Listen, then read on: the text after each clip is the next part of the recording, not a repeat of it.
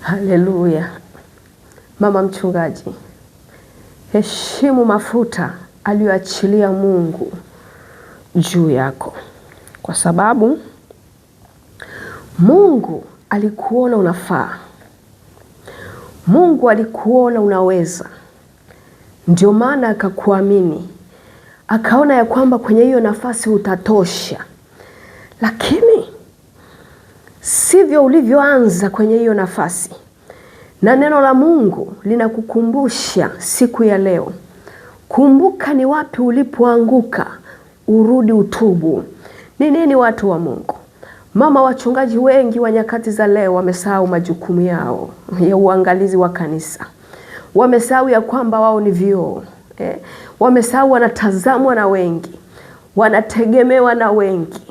Na Mungu alivyokuamini akakupa hiyo nafasi, alitegemea utafuta uso wake usiku na mchana ili akupe chakula, ili akupe vya kwenda kuwapa watu wake. Mungu amekuamini. Unapoitwa mtumishi wa Mungu, si kwa mama mchungaji tu, unapoitwa mtumishi wa Mungu, uwe mwinjilisti, uwe mwimbaji, kumbuka ya kwamba wako watu nyuma yako wanakutazama. Wako watu nyuma yako wanakuangalia. Wanatarajia wanapokuwa na shauku, wanapokuwa na kiu ya kumjua Mungu, watapata msaada kutoka kwako. Lakini imekuwa kinyume. Imekuwa kinyume kwa mama wachungaji wa nyakati za leo. Mmejisahau. Mmebaki watumishi wa Mungu mnakimbizana na dunia. Mmesahau mwito wa Kristo ndani mwenu.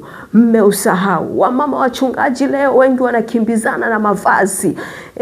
Wanakimbizana na mawigi. Wanakimbizana na kujichubua. Wanakimbizana na dunia. Wamesahau. Wamesahau kile walichoitiwa. Na mtumishi wa Mungu ni kukumbusha ya kwamba Yesu anarudi. Yesu anarudi. Itakufaidia nini basi hata hiyo dunia yenyewe huku enjoy na bado jehanamu kaenda. Ulisimama kwa Yesu mguu mmoja ndani mwingine nje. Hiyo dunia yenyewe huku enjoy mama mchungaji.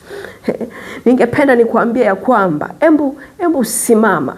Embu simama. Angalia ni wapi ulipoangukia. Utubu, utengeneze njia zako. Tengeneze njia zako. Mungu bado ni wa rehema. Mungu bado ni wa neema. Urejee kwenye nafasi yako. Kwa nini leo nasema na wamama wachungaji? Wamama wachungaji wamekuwa kwazo kwa wachungaji wengi. Wamekuwa kwazo kwa wachungaji wengi. Wamegeuka kuwa jiwe la kujikwaa kwa watumishi wa Mungu. Kwa nini? Mfano, leo hii mama mchungaji uko na mawigi. Uko na mawigi. Huyu baba kumbuka ni mchungaji.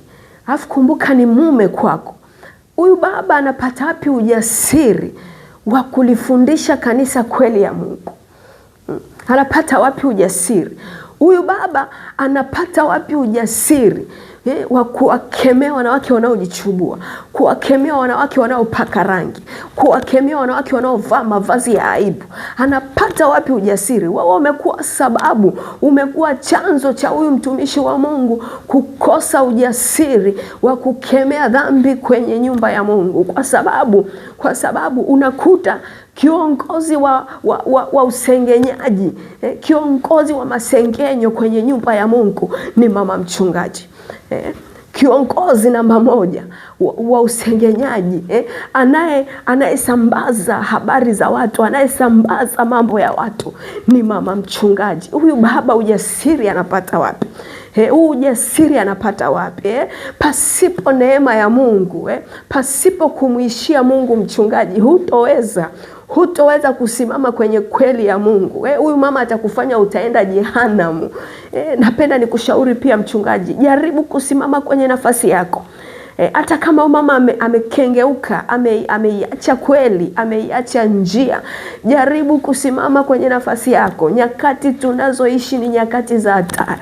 Hizi nyakati tunazoishi tuko ukingoni, watumishi wa Mungu. Kama ni meli basi inakaribia kutia nanga.